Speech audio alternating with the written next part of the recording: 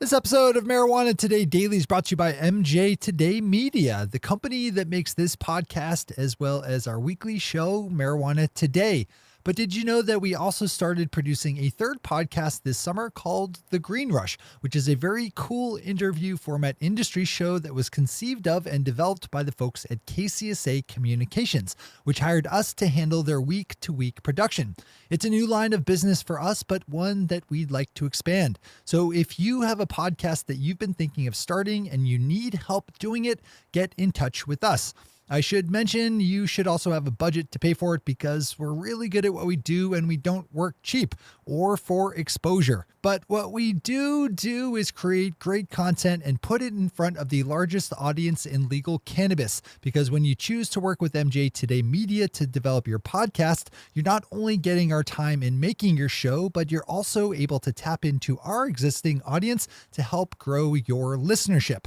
We're one big happy family here at MJ Today Media. If you'd like to join that family, just zip me an email to shay@mjtodaymedia.com to learn more. That's shay@mjtodaymedia.com, with Shay spelled S-H-E-A.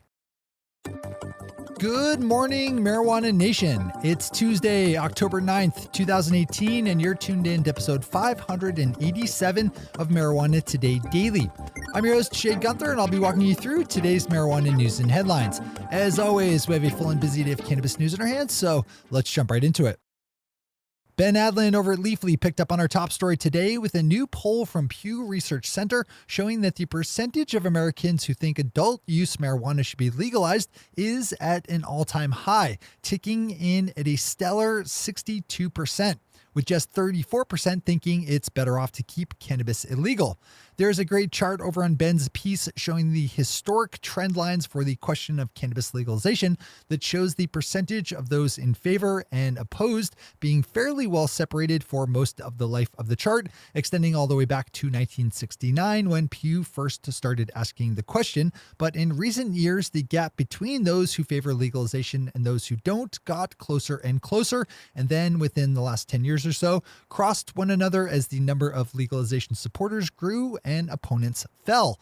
For a little bit of personal context, the percentage of Americans in favor of adult use when I first got involved as a legalization activist back in 1997 was around 25%. Not a bad story to open up, if only for a click through to the poll itself, as well as some of the more detailed demographic breakdowns. As always, we have all the news we cover linked to on our website at mjtodaydaily.com and on our Twitter account at mjtodaydaily. Denver-based marijuana dispensary chain Sweet Leaf is back in the headlines. We've reported on this one a number of times since the company was raided and subsequently shuttered last year by Denver police after being accused of allowing customers to engage in the process of looping, where they would buy the maximum amount of cannabis allowed per transaction over and over again, returning to their cars to stash their purchases before heading back in again. According to reporting by Denver Westward, the owners of Sweet Leaf will pay $2 million in fines, will agree to drop their appeal of the loss of their licenses, and will be barred from participating in the Colorado legal marijuana industry for the next 15 years. Sweet Leaf must also destroy any remaining marijuana it still has and will sell the few remaining licenses it retained for shops outside Denver proper. This is a good story to read and a super valuable lesson to take. Do not get anywhere near the fuzzy gray part of state marijuana law. If you think it might be frowned upon by state regulators, it probably will be. Don't do it. Our final top story on this terrific Tuesday brings us out to Michigan, where the state's Bureau of Medical Marijuana Regulation has added a second meeting time for the month as it works to process medical marijuana business licenses ahead of an October 31st deadline, by which time Michigan dispensaries have to be licensed or closed down.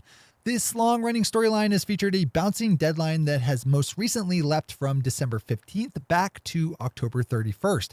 There's plenty of discontent within Michigan's medical industry as nearly all the blame for the lack of issued licenses fall with the state itself, the very same entity that's set the end of the month deadline. Michigan has one of the larger pools of registered medical marijuana patients, and right now, just 37 business licenses have been approved. The Bureau's next meeting will be on Tuesday, October 18th, and it just announced that they'll be holding a second meeting on Monday, October 29th, so as to process through even more applications. Those are our top stories for today. It's time for Marijuana Today Daily Headlines Blitz.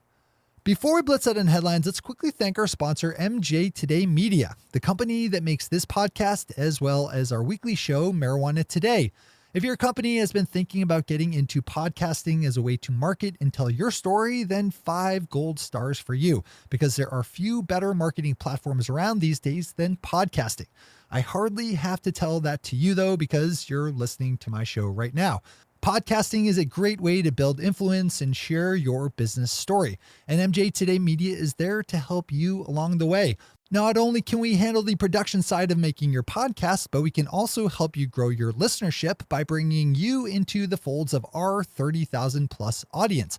We can deliver you thousands of downloads per episode right off the bat, giving your new show a fiery injection of attention. To find out how you can hire MJ Today Media to produce your podcast, just get in touch with me at Shay at mjtodaymedia.com. We're not cheap, but we're damn good at what we do. That's Shay at mjtodaymedia.com, with Shay spelled S-H-E-A. All right, time for the Blitz. Marijuana Business Daily's chart of the week gives some context to the rise of Canada's public marijuana companies, which are in some cases seeing market caps measured well into the billions of dollars mark. Leading the way right now is licensed producer Tilray, which has seen its stock price run up enough to give it a market capitalization of $13.6 billion US, which is $300 million or so more than beer giant Molson Coors. Fellow marijuana companies Cannabis Growth and Aurora also land on the chart with respective market caps at $11 billion and $9 billion, dwarfing motorcycle maker Harley-Davidson, worth just $7.2 billion. A good click over for the graphics and the accompanying context. With another well-charted story, Marijuana Business Daily's Matt Lamers looks at the rise in the ranks of Canada's registered medical marijuana population, which has grown to more than 330,000 people in the second quarter of 2018, up from just 12,000 back in 2014. Matt also charts out the percentage in growth in those numbers from quarter to quarter and finds that this 2018's second quarter saw a slight uptick in the percentage of growth of registered patients after a year of declining growth. Another good one to read in full. Jumping down to Florida, we have a story about a consulting firm hired by a number of the state's school districts to advise them on how to comply with Florida's new medical marijuana rules. That company, Neola, is recommending that the school districts not devise any kind of policy allowing for medical marijuana to be used on school grounds on the basis that marijuana is still illegal federally.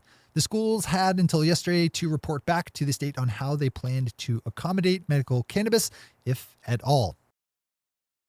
Kyle Yeager over at Marijuana Moments picked up on a new study by researchers at Pennsylvania State University that suggests that the attitudes of teenagers are shifting to be more tolerant of fellow teens who consume cannabis. Researchers have been tracking since 2010 the self-reported identification of teenagers in terms of cannabis use, ranging from marijuana enthusiasts at one end to intolerant non-users on the other. They found that between 2010 and 2016, the overall shift in the stats show that more teenagers are moving away from being intolerant non-users and moving into the next category as tolerant non-users. Another good one to read in full yourself. With a back-to-back story on today's show, Kyle Yeager crushes it with another headline, this time looking at a possible vote this week in Pennsylvania's state legislature to decriminalize marijuana. The state's House Judiciary Committee will meet today to take up a bill introduced by former state trooper and sheriff, Republican State Representative Barry Joswiak, that would remove criminal penalties associated with possessing up to 30 grams of cannabis. Our next to last headline is one of those example stories that shows just how stupid it is to keep marijuana federally illegal. In this one, we have pilot Nick Cups and the saga of how he lost and then retained his federal pilot's license after failing a drug test thanks to an edibles gummy he unknowingly ate out of a friend's stash while on vacation together. Mr. Cups maintained that he didn't know that the gummy was cannabis infused and was able to, with the help of a lawyer, overturn the suspension of his pilot's license that followed his failed drug test. While no one wants someone in the cockpit who's impaired in any way, it's ridiculous that someone could lose their commercial pilot's license just because they happen to eat a cannabis-infused gummy. That's a broken system. Wrapping up our show today is a story over at Mass Live looking at the split in Massachusetts between the testing labs that work with the legal medical marijuana industry and those that service the newly launching adult use sector. Because of how state law treats medical and adult use cannabis, those two worlds are fairly separated. That will change as of January 1st, with medical cannabis to come under the control of the Massachusetts Cannabis Control Commission, which currently oversees adult use. But right now, that's not the case. This is a good story to dive into if you really want to get caught up on all the nuance of things in the Bay State. Those are the headlines and news for the day. I'll be back with you again tomorrow morning with another information-packed episode of Marijuana Today Daily. But in the meantime, if you have any stories to share or feedback to give, zip us an email to headlines@mjtodaydaily.com. And while you're clicking around the interwebs, swing over to our Twitter account at mjtodaydaily and visit our website at mjtodaydaily.com to find links to all the news we cover. Thanks to our sponsor, MJ Today Media, and to all of our awesome Patreon listeners for the support that makes this show possible. To join the illustrious ranks of the Patreon listeners yourself, swing over to our website at mjtodaydaily.com and click on that big blue button at the top of the page that says Become a Patron. I'm your host, Shay Gunther. Thanks for tuning in, starting your day with Marijuana Today. Today.